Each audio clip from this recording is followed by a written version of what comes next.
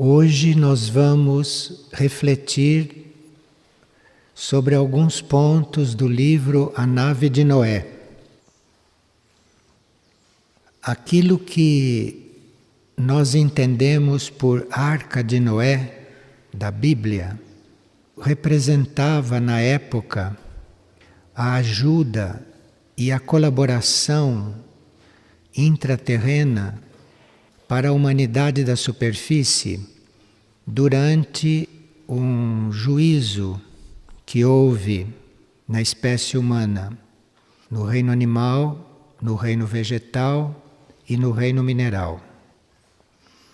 Então a arca representava a ajuda que a humanidade que não estava em juízo no momento que era intraterrena deu à humanidade. E os níveis internos do planeta receberam as almas que haviam sido selecionadas para que depois, passado o dilúvio ou passado o juízo, o momento do juízo, estas almas retornassem e prosseguissem a sua tarefa.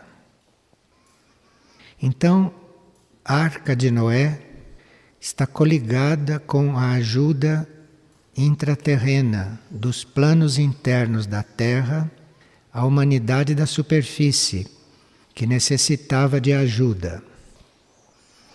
O que nós chamamos hoje de nave de Noé, não arca, mas nave, representa a ajuda extraterrestre e a ajuda intergaláctica ao homem da superfície nesta transição pela qual a Terra está passando.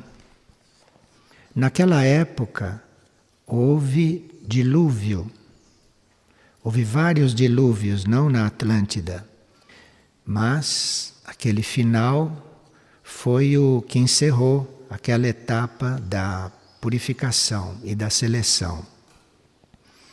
Hoje, esta purificação e esta seleção pode não estar se dando através de dilúvios, mas através de várias outras formas de se selecionar a humanidade e de se purificar regiões do planeta ou o planeta como um todo, eventualmente. Então disse nave, porque é ajuda extraterrestre e ajuda intergaláctica neste processo. A Nave de Noé é um livro que estimula a nossa imaginação. Ele é estruturado de forma a nos levar a imaginar. E ele apresenta inúmeros temas que nos levam a procurar o desenvolvimento deles no nosso íntimo. Então são temas, são frases, são trechos de livros antigos, são comentários que suscitam um desenvolvimento íntimo daqueles temas. É um livro evocativo. Ele é feito para evocar em nós esta capacidade de imaginar, esta capacidade de criar. E ele traz alguns personagens que desde sempre foram conhecidos, mas da forma como eles aparecem ali, eles evocam em nós reflexões, evocam em nós situações, como vocês podem perceber diante da leitura. Então, por ali estão passando, através de citações, Platão, Blavatsky, Steiner. De repente surge Taikuma, que não é um personagem terrestre. E a intenção é estimular a capacidade intuitiva de quem lê.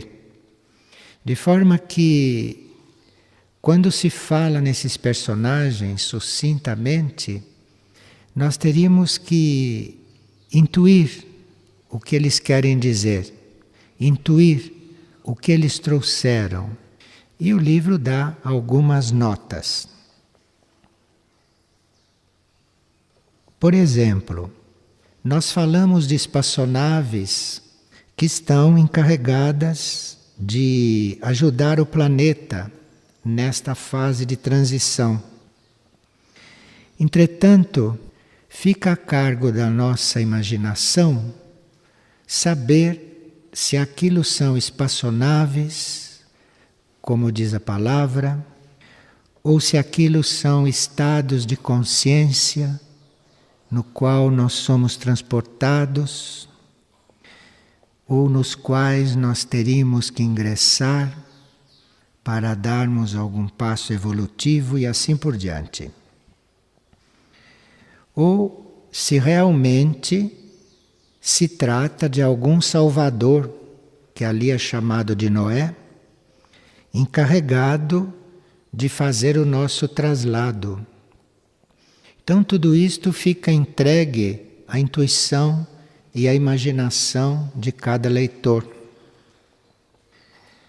Foi usado o nome de Noé, porque já existe na consciência humana uma receptividade preparada para ser salvo, para ser levado para um outro plano de consciência.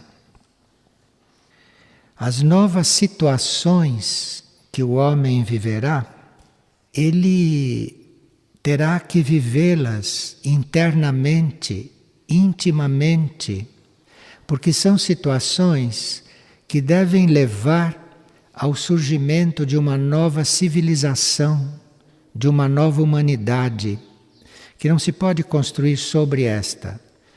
Sobre esta civilização não se pode construir nada de superior, de avançado, porque isto é uma civilização materialmente dependente de dinheiro.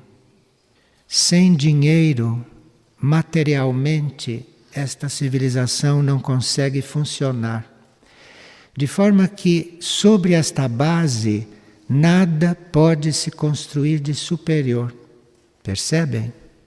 Então, aqui precisa realmente uma outra civilização, que precisa um outro esquema. Tudo isso no livro está mesclado com o dilúvio que envolveu a Atlântida, o continente desaparecido, que hoje já é admitido pela ciência e que deixou pouquíssimas notícias e muitas lendas. No livro nós encontramos um Noé, mas não sabemos quantos Noés já existiram. E nem sabemos se na Bíblia, quando se fala de Noé, se está falando todas as vezes da mesma pessoa. E se está falando todas as vezes do mesmo dilúvio. A Bíblia também dá esta margem para a gente imaginar, ou para a gente buscar na nossa intuição aqueles pontos que ali não são nada claros. No livro A Nave de Noé, nós encontramos imagens descritas por Platão, um grande iniciado que até hoje permanece um grande desconhecido pela maioria. Porque os textos de Platão já de início não foram muito compreendidos. A confusão que se fez sobre o famoso amor platônico é uma confusão tão grande que precisaria realmente entrar no plano intuitivo para saber o que é isto, para saber o que ele quis dizer realmente. E os textos, esses textos válidos, proféticos, esses textos através dos séculos e dos milênios passaram por diferentes interpretações, traduções, e existe hoje uma certa dificuldade para, através dos textos, nós entrarmos em sintonia com aquilo que era a verdadeira mensagem e a verdadeira luz daqueles assuntos. Outro personagem, além de Platão, que aparece de passagem neste livro, é Apolônio de Tiana.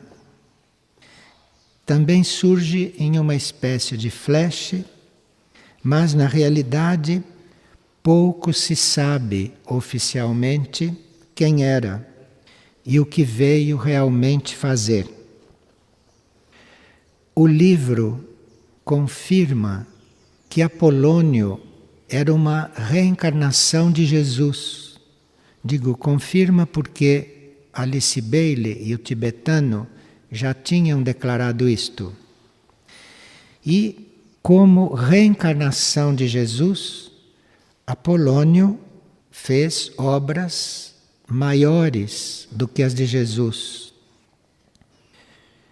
Como o cristianismo organizado queria apresentar Jesus como um Deus, o cristianismo, os imperadores e papas afastaram Apolônio da história, porque Apolônio tinha sido, em certos sentidos, em certas ações, em certas relações, maior que Jesus.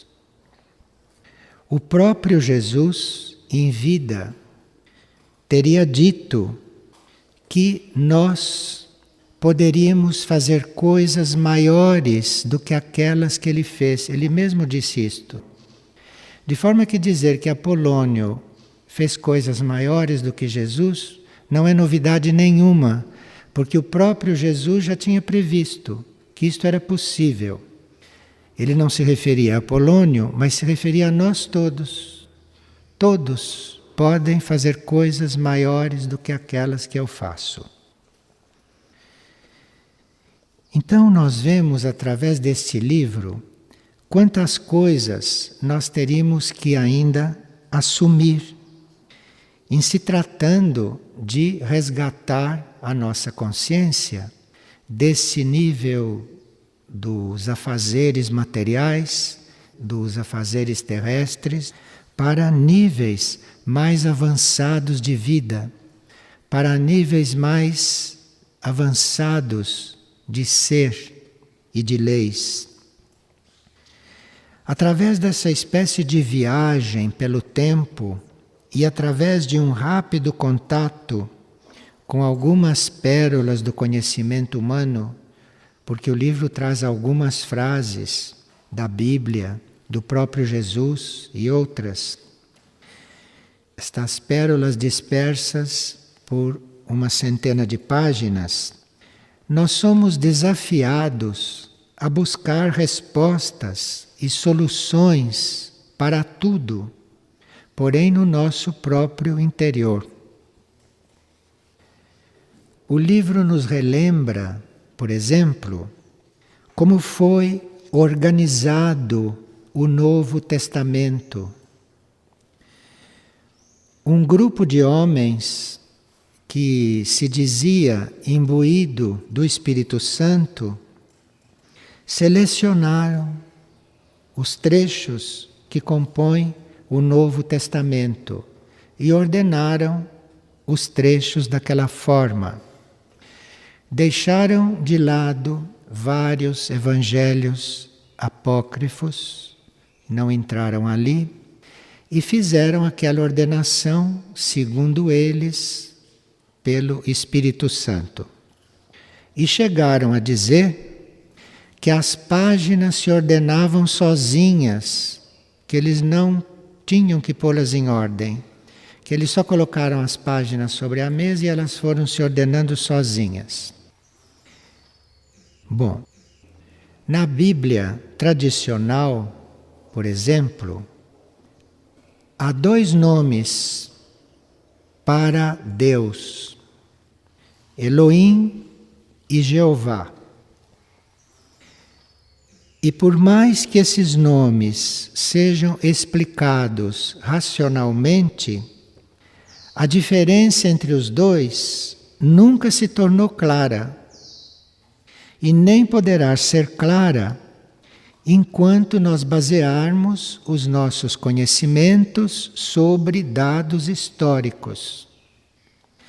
De forma que querer compreender um livro destes, um livro como a Bíblia, através de dados históricos, é realmente perder o caminho. Quem para conceber Jesus ou Apolônio precisar de dados históricos, vai ficar completamente desencaminhado para compreender esses temas. Mesmo porque parece que não há nenhuma prova realmente concreta que Jesus existiu. Todos sabem, de alguma forma, ou todos acreditam que Jesus existiu, mas não há prova nenhuma disto. Não ficou nenhuma prova da existência física deste ser. No livro A Nave de Noé, se pergunta: poderia a Bíblia ser compreendida em diferentes níveis? Poderia a Bíblia ser vista como um impulso energético que repercute no nosso íntimo, que move aquele que lê e o leva a outros conhecimentos? Na verdade, diz o livro A Nave de Noé, a Bíblia vai se tornar mais acessível quando o homem realmente viver algumas leis espirituais que ela revela. Porque a Bíblia é um livro de leis. E se nós não vivemos aquelas leis, se nós realmente não aplicamos aquelas leis na nossa vida, não tem como penetrar a revelação daquele livro. Porque a revelação vai acontecendo, além daquilo que está escrito, é quando nós vivemos a lei. Mas como conseguir penetrá-la, se nem sequer os 10 mandamentos a humanidade viveu integralmente? Porque a humanidade rouba até hoje, a humanidade mata até hoje, a humanidade levanta falso testemunho até hoje, e assim por diante. De forma que nem aquele básico decálogo viveu. De forma que naquele livro de leis deve haver muitas coisas ainda ocultas para a humanidade. Muitas coisas totalmente incompreensíveis, pelas quais a humanidade passa sem nem perceber, porque não viveu o básico que ali foi apresentado. E esse decálogo, que representa os níveis mais concretos e externos da lei cósmica, não seria isto uma porta de entrada para nós encontrarmos leis maiores, leis imateriais? Então, hoje, nós estamos com um planeta às portas de uma iniciação, estamos com um planeta às portas de uma expansão de consciência, os vários planos de vida são acessíveis, e em que condições estamos nós de penetrarmos essas novas leis planetárias? Que condição nós temos de começarmos a entrever essas leis imateriais? Porque aqui só se fala de matéria na superfície. E as leis imateriais são aquelas que teriam começado a entrar na nossa compreensão depois de cumprido aquele famoso decálogo. Para resolver o impasse diante dos termos Elohim e Jeová, por exemplo, alguns tradutores o substituíram pela palavra Deus. Então aplica-se Deus para os dois, tanto para Elohim quanto para Jeová, se traduz por Deus. Ou pela palavra Senhor, sem obedecer a um critério que pudesse diferenciar com clareza esses vários aspectos da criação. Pessoas corajosas, como Blavatsky ou como Steiner, iam nos revelando alguns pontos de vista novos sobre essas traduções da Bíblia. E à medida que os evangelhos apócrifos iam sendo revelados, viu-se como eram limitados os nossos conhecimentos sobre aqueles textos antigos, que para nós são muito básicos, como vocês sabem, em muitas religiões cristãs.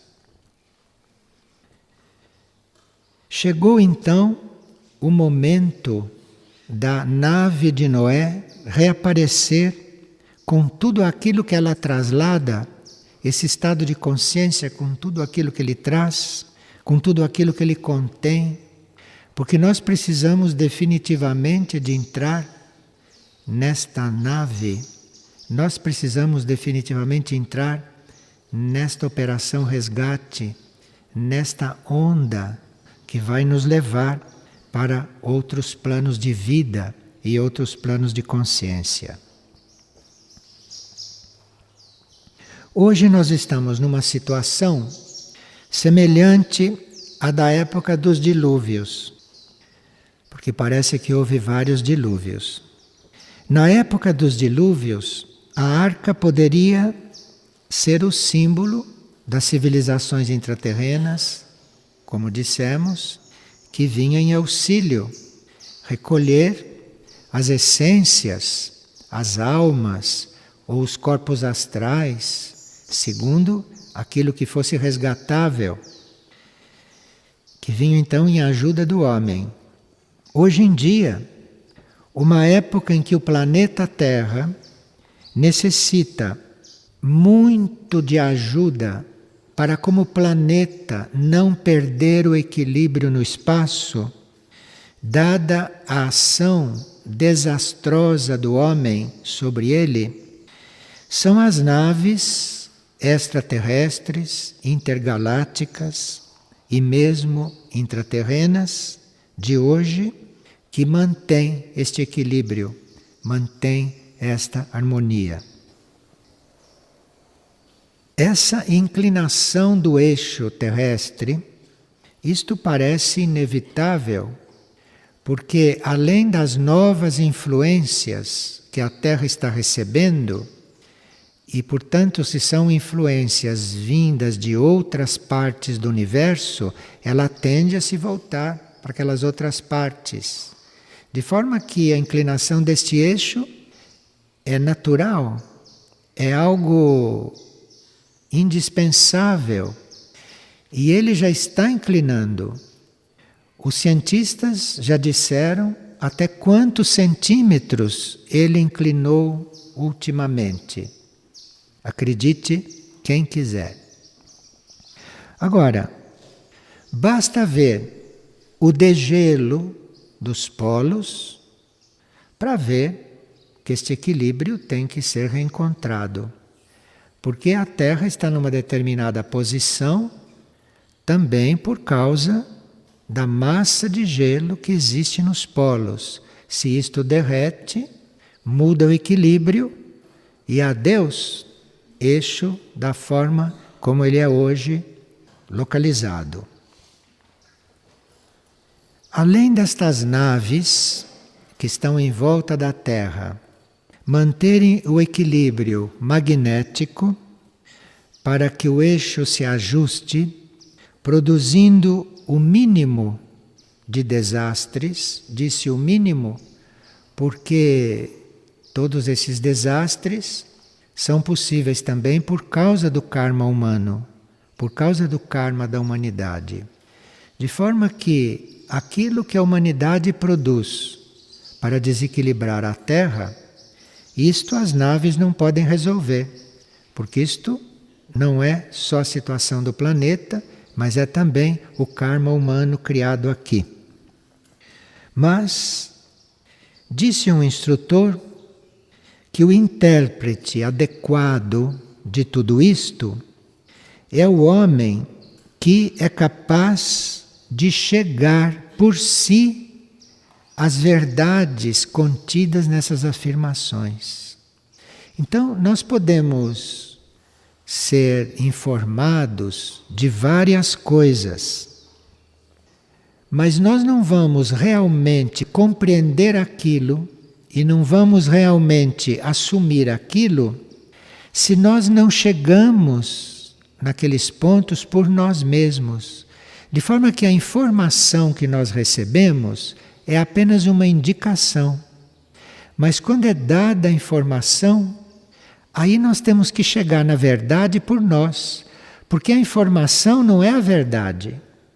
A informação que nós recebemos é a maneira como alguém expressou aquilo, como ele estava entendendo. Então, se nós recebemos uma informação que o eixo do planeta está inclinando, que há vários fatores para que isto aconteça, inclusive fatores do próprio planeta, e que uma parte disto depende de nós, a partir daí, somos nós que temos que encontrar a nossa parte. Ninguém pode nos dizer qual é. Ninguém pode ser tão preciso. Dada a informação, nós teríamos que chegar nós mesmos àquela verdade por nós mesmos. Mas no nosso próprio interior, não lendo jornais. Claro, óbvio. Nós temos que chegar àquilo no nosso próprio interior. Teríamos, segundo esta ideia, que criar uma sabedoria nossa própria, a partir do nosso interior, para realmente podermos compreender a mensagem, não só de livros como a Bíblia, mas a mensagem de qualquer informação que nos chegue. Senão nós estaríamos ouvindo automaticamente, repetindo automaticamente, mas sem criar sabedoria interna diante daquilo, sem criar nada dentro de nós com aquilo que sabemos. Então, seria necessário que nós tivéssemos esta intenção de criar esta sabedoria, de criar esta verdade no nosso interior, de estarmos realmente voltados para esta única fonte segura, para começarmos a entender realmente as informações que recebemos. Porque certas informações têm valores diferentes para cada pessoa. Quando se fala, por exemplo, ou quando se falava de paraíso, significava coisas completamente diferentes para cada um. Até que Anne Besant explicou o que se queria dizer com paraíso, segundo ela. Então, existem muitos paraísos, muitos infernos, existem tantas coisas quanto são os seres que podem, dentro deles, ir recriando aquela verdade, compondo aquela verdade, com base na informação. Então, se nos disserem, existe um paraíso, existe um céu, existe um purgatório, será que nós não temos necessidade de realmente procurar o que é isto? Certamente não é aquilo que estão nos dizendo, certamente. Mas aquilo é algo que nos dá uma indicação. E nós não temos necessidade de saber o que é isto? Então, alguém informa, existe reencarnação. Basta isto para nós? Será que nós não precisamos aprofundar isto, porque isto não é só aquilo que dizem, isto não é tão pequeno, isto não é um entrar e sair dos corpos, isto são muitas outras coisas. Será que nós temos que ficar só nesta informação? Ou podemos, eventualmente, realmente experimentar, realmente saber que existe reencarnação? Porque existem meios de saber isto. Não são meios teóricos. Você pode explicar à vontade, mas se o indivíduo não encontra dentro dele aquela sabedoria, ele pode acreditar ou não, porque não há prova nenhuma, não há prova alguma. Então veja, estamos falando de uma lei que até agora foi básica e fundamental para a humanidade. E uma grande parte da humanidade nem acredita na reencarnação. Veja o estado em que a gente se encontra por não ter seguido esta indicação de realmente buscar a verdade, buscar a explicação, buscar a realidade dentro de nós e seguirmos indicações, informações que para nós deviam ser apenas uma indicação e a partir daí nós começarmos o nosso trabalho. Essas informações começam a ser maiores, essas informações começam a ser mais amplas, mais completas, quando nós começamos a penetrar o significado não só da evolução do mundo, da evolução da Terra, da evolução humana, mas o significado espiritual da evolução. Não aquilo que foi feito e que provaram, parece que provaram mais ou menos, que a gente veio do macaco. Quem pode acreditar numa coisa destas? A menos que encontre dentro de si esta realidade, esta verdade, aí sim ele conhece. Porque assim como chegou alguém e disse, vocês vieram do macaco, apareceu outro que escreveu a doutrina secreta e que disse, os macacos vieram de vocês. Vocês sabem o que é correto? Qual é o certo? Se você não vai buscar lá dentro, qual é o certo? Então precisaria nós penetrarmos o significado espiritual desta evolução. E é em função disto que certos personagens existiram, que certos personagens passaram pela Terra. Como Jesus, como Apolônio, como Platão, como tantos personagens que vieram para nos mostrar o significado espiritual da evolução. Não para nos dizer que o homem veio do macaco ou que o macaco veio do homem, para nos explicar o significado espiritual desta lei evolutiva na qual nós nos encontramos. Então esses livros são para serem meditados, para esses conteúdos serem levados para o nosso mundo interior e não só para serem entregues aos nossos sentidos, ao nosso intelecto. Porque o que pode nos explicar o nosso intelecto? Só pode explicar aquilo que ele já viveu. Mas o intelecto vai muito além deste intelecto humano. Intelecto é coisa que vai muito além de intelecto humano. Então nós temos que realmente pegar estas informações que nos dizem respeito nesse momento, porque se nos dizem respeito nesse momento, nós temos que buscar dentro de nós esta verdade. A informação é só para nos dar o estímulo, só para nos dar a indicação. Veja, Quando se fala em intraterrenos, quando se fala em extraterrestres, aonde é que você vai buscar a confirmação disto? Ou onde é que você vai buscar a definição disto segura, real, se não é dentro de você?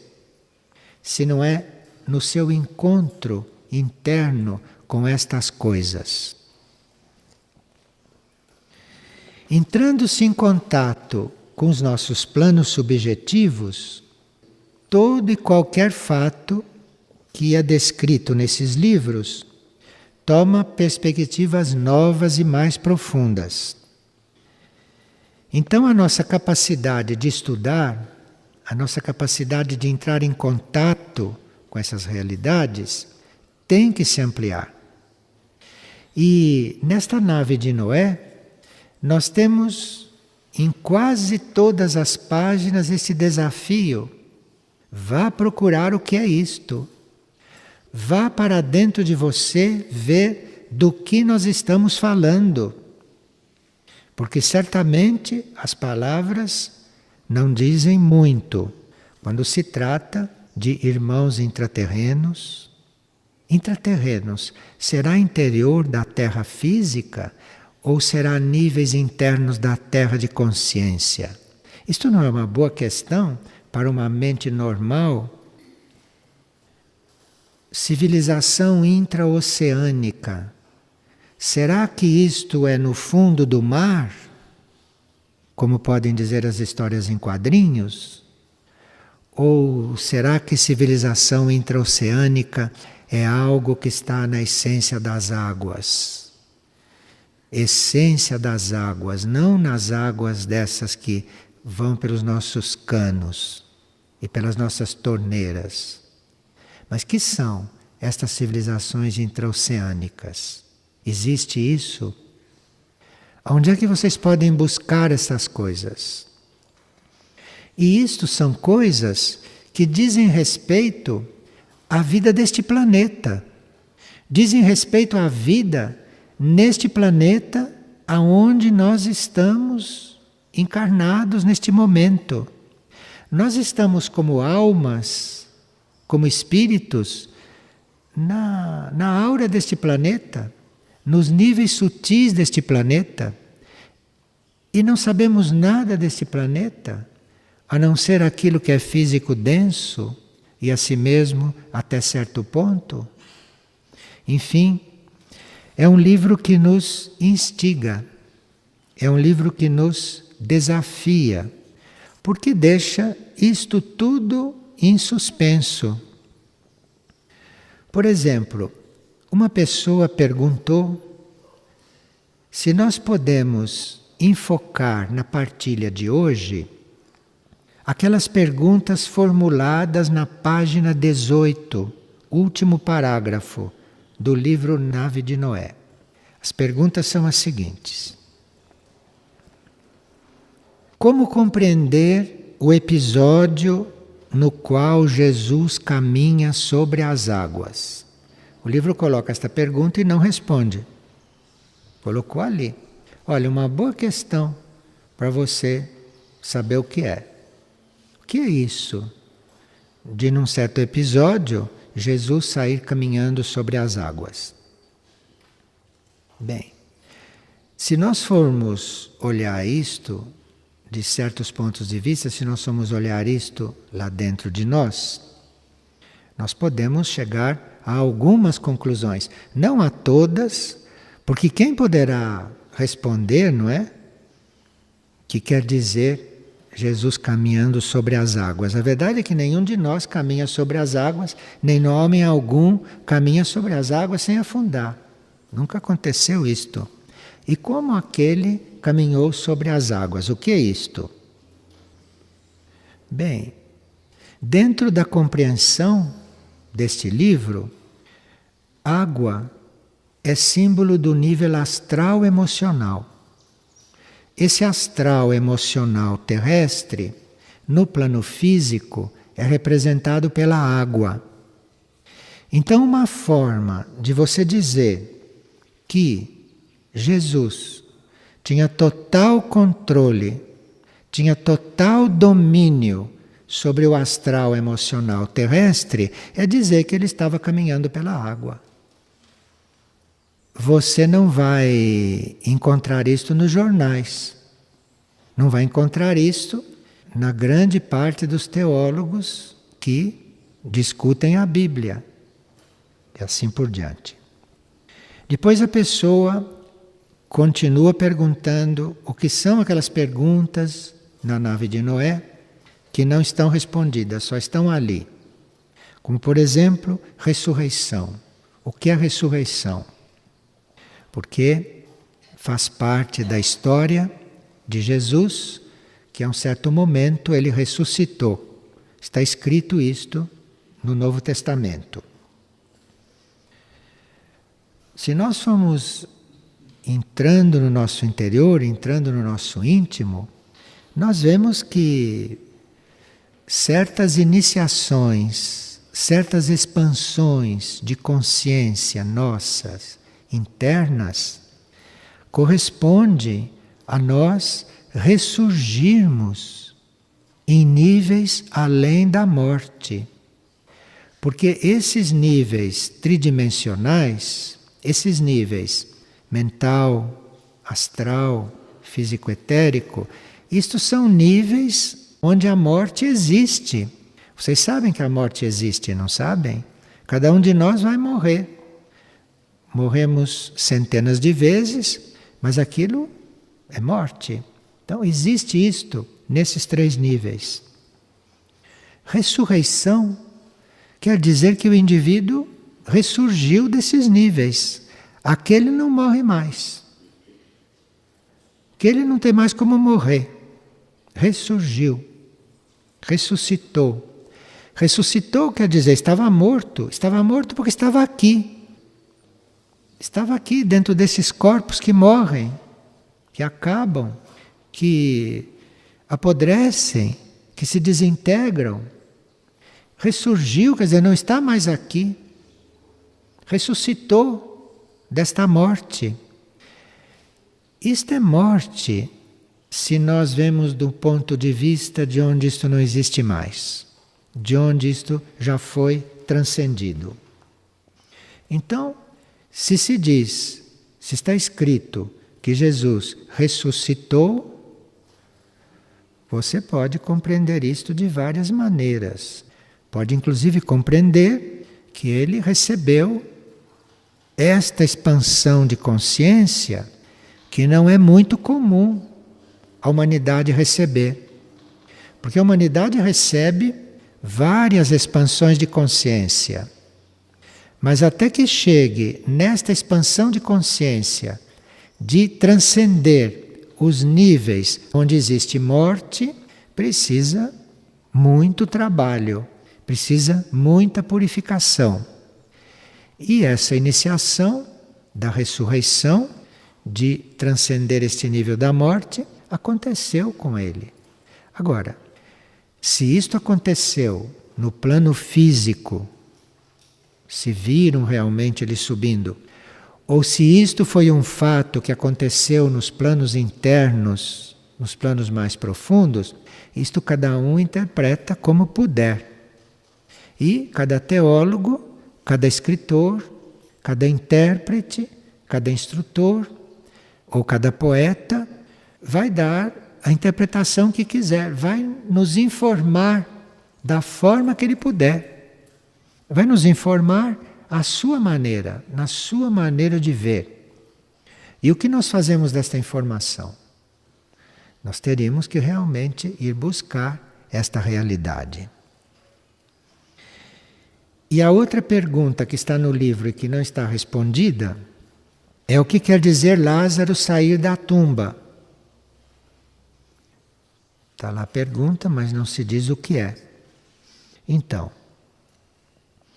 uma das primeiras expansões de consciência que nós temos, não a ressurreição, que é uma das últimas nesse estado de consciência que nós conhecemos, mas uma das primeiras expansões de consciência é representada por Lázaro sair da tumba. Isto é, tumba quer dizer Lázaro estava morto. Isto é, Lázaro estava como todos nós. Agora, sair da tumba quer dizer emergir desta ignorância da matéria, emergir desta situação de só conhecer leis materiais. E como que Lázaro saiu da tumba? Foi alguém, não, que chegou ali e o despertou. Alguém que o tocou, alguém que auxiliou nessa expansão de consciência, e aquele homem emergiu daquela ignorância geral, daquela tumba da matéria, emergiu das leis materiais, às quais nós estamos todos sujeitos, para outras leis. E também a pessoa está aqui perguntando se não se vai responder o que é verdadeira virgindade. Porque no livro A Nave de Noé fala de verdadeira virgindade e tem uma interrogação ali. Quando se fala de virgindade nos nossos idiomas, nesses idiomas terrenos, nós estamos falando de matéria, em princípio. E encontrar a verdadeira virgindade não é isso que está no dicionário. Quem é virgem, quem não é virgem. A verdadeira virgindade não tem nada a ver com isto. A verdadeira virgindade não tem nada a ver com quem é virgem e com quem não é virgem. Então, isto seria nós estarmos reencontrando a essência pura da matéria, porque nós conhecemos a matéria como coisa impura. Nós conhecemos a matéria como uma coisa muito misturada, né? Matéria é uma coisa muito complexa a matéria. Para realmente perceber a essência pura dentro da matéria, assim como nós conhecemos, é preciso reencontrar isto. Porque esta essência pura na matéria é que é esta essência virgem, esta essência antes de ser tocada, antes de ser desenvolvida, esta essência antes de evoluir. Então nós vamos encontrar a virgindade, não é na matéria evoluidíssima, não. Nós vamos encontrar a virgindade, é na essência da matéria, antes de tudo. Então, reencontrar esta essência, você, sendo material também, voltar a ser virgem, é disto que se trata. Mas para isto, você tem que ir muito fundo em você mesmo. Porque nós somos matéria até vários planos de consciência. E para chegar realmente no nosso estado virgem, precisa muita entrada em si. Precisa muita entrada no centro da alma, no centro da mônada. Precisa muito aprofundamento de nós mesmos.